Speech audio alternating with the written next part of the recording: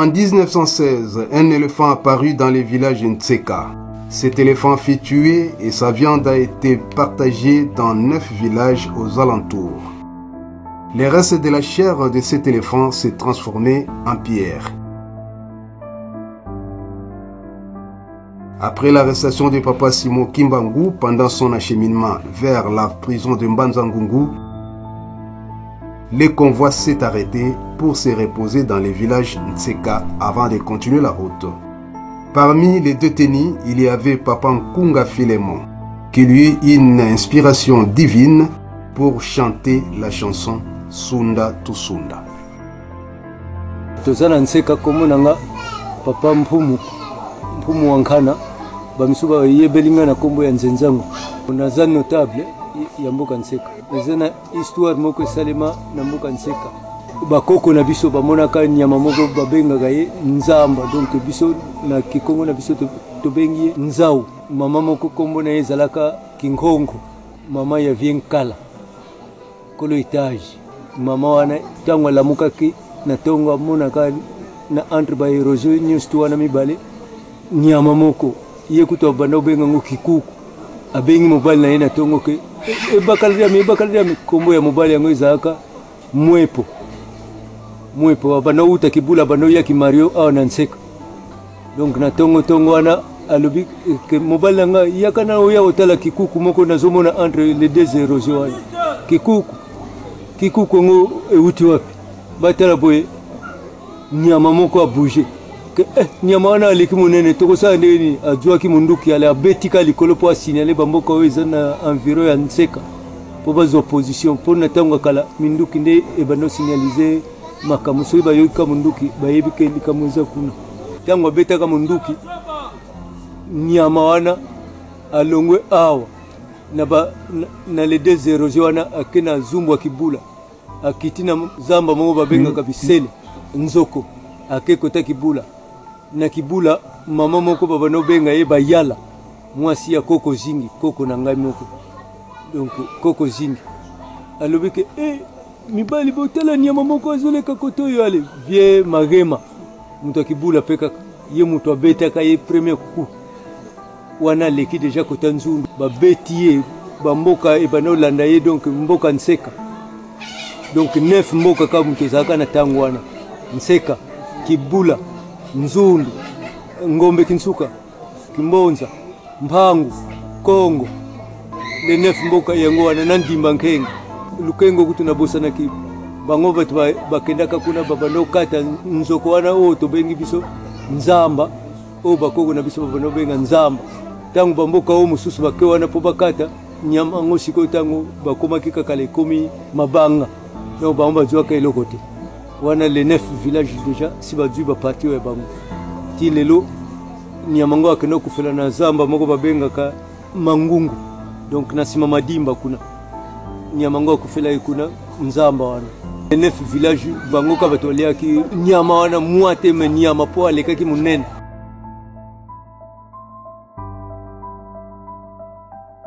Komo na ngai Jean Bavuila Wandombe, ngai nazali diacre responsable na mboka Ntseka, en même temps nazali évangéliste ya poste Nzundu awa tozali na mboka Ntseka. Na 1916 ezali kambo tata Nzambe muto komelaka biso leta babetaka munduki elefa wana ekitaka tina se elefa wana ezate ko euta kote mususu ebimaka nde ko bima wana nde ezali liboma na tata Nzambe elefa wana ekitaka ti ekiti babando landango alerte wana esalemaka directement les 18 villages baye parmi bateau bakabolaka elefa koko abota papa nanga aliaka do wana ezalaka alliance ya tata Nzambe na biso na nzela ya lingomba awa na nkama. Mais après ta bakabolaka elefa wana misuni o etikala na mikuwa ekomaka mabanga place wana pe papa lobaka ke bakotonga site place wana ezande miracle oyo tangu ka papa jalunga na botamaka, donc miracle wana ndi yango ava papa Simon Kimbangu banda musala na ye ya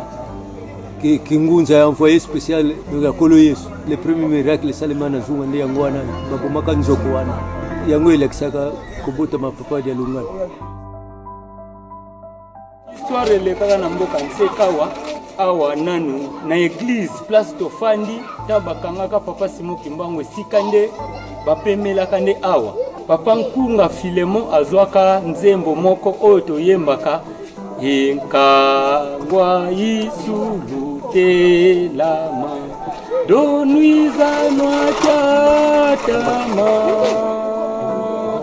o yisuka salutemona donuiza makanda makendi sunda sunda nusunda nzembo yango nde ezwamaka awa.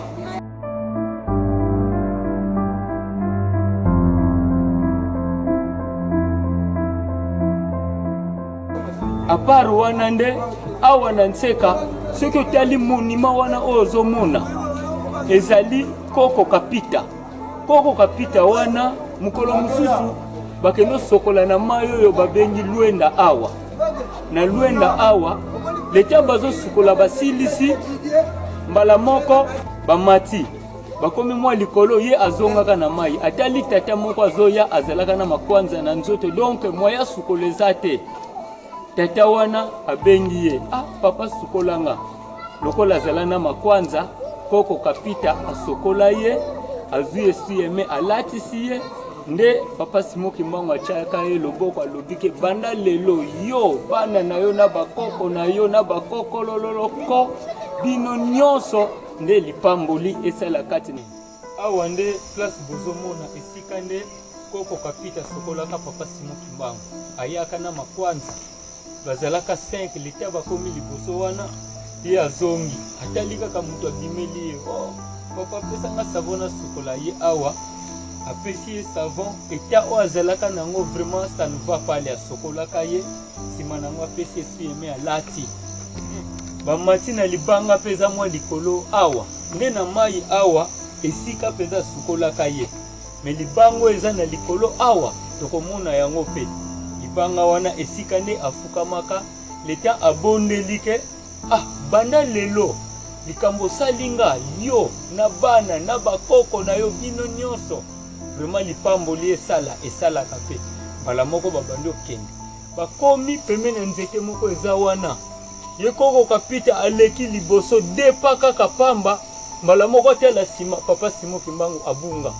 histoire nde ezalaka nene wana kombo ya mai Lwenda kwa biso bakongo epai na biso awa besingombe mai nyonso oyo ezalaka na mabanga tobenga yango Lwenda.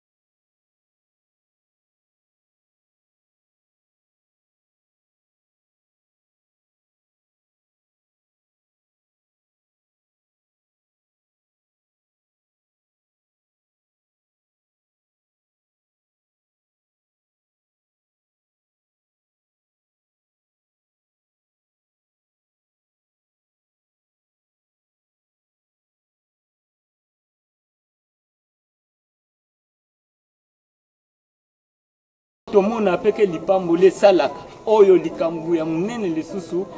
oyo papa Simon Kimbangu asala na nzoto wa papa Kapita na mboka na biso. Koko Kapita akufa kasi bana na ye bazali kino lelo oyo me ye penza ndeti histoire ndenge toyekolaka na classe tokoyeba histoire na ba monument na ba document monument ezali wana soki tokeyi okomona yango pe na mboka na biso ya Nseka do totosaka makambo ya tata Simon Kimbangu makasi kutu donc presque baza na mboka Nseka baza nde bandimia tata Simon Kimbangu pour ba missionnaire bazalaka mais ba église nyonso presque si ekufa etikala nango kaka kimbangiste centenaire elakisi ke banda mosala ya papa Simon Kimbangu ebima donc ebima na 1921 donc tiso tokomi na 2021 100 ans donc église kimbangiste ekoki ici 100 ans nakoki koloba kaka ke tondimaka na papa Simon Kimbangu mpo soki ye te kote na biso donc na mokili kaka nakoki koloba en général donc mokili mobimba soki ye te mpo bamisu batosaka te ke ye aza vraiment envoyé spécial ya kolo yesu nde ye soki ye te mpa na biso mbele danger mpo talaka na kota likolo bakenda baguerre ti lelo ezalaka nango kaka mpo na nini ntango amonaka ke minduki ezoleka alobaka ke bayebisa ye ke tala tata nkelemiele munthandu biyikame ndawila munthandu kwa beto yewunu kiki guerre kazikalangako donc mama na tufti kuikila muna tata Simon Kimbangu sanke yani beto ngampasi donc nkana ndombe ngampasi babidika bakuikilanga surtout ba missionnaire ba mpelo ba catholicie donc bandi makali kamwana te makambo ndeti ona uti koloba wana kutu ezali vraiment na liboso parce que eza peza histoire makasi parce que awande mboko yo esikane papa Simon Kimbangu abando zanga pete na ba mboko yo ya zinga ya nkamba do na 9 villages sikoyo nde ekoma 18 villages po atalaka misala ya nkamba pona emata esengeli pe ba mboka ebelezala auparavant